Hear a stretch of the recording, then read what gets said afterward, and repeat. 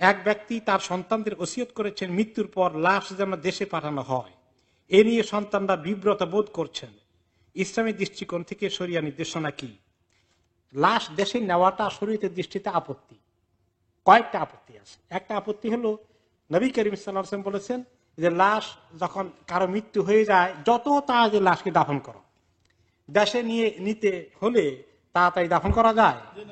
কয়েকদিনের চক্কর লেগে যায়। তাহলে 1 নম্বরে নবী করিম সাল্লাল্লাহু আলাইহি ওয়াসাল্লাম হাদিসের খেলাফ কাজ করলেন। 2 নম্বর কি, লাশকে এমবালমেন্ট করা হয়, বডি থেকে রগের মধ্যে দিয়ে রক্ত বের করে সেখানে কেমিক্যাল ঢুকানো হয়, আর কেমিক্যালের মধ্যে যা ঢুকানো হয় সেগুলো অ্যালকোহলিক ইনগ্রেডিয়েন্ট। একটা শরীরের মধ্যে মৃত্যুর পরে অ্যালকোহল, যদিও ড্রিঙ্ক করলো না বেচারা, কিন্তু তার শরীরে ঢুকাই দিলেন, এটাও তো একটা আপত্তিকর জিনিস হয়ে গেল, ঠিক কিনা?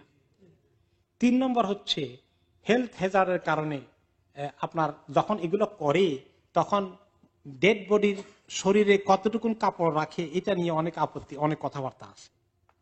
যারা টেকনিশিয়ান, ল্যাবরেটরিয়ান যারা কাজ করে তারা তো সবাই মুসলমান না, তারা লাশের হুরমত করতে জানে না।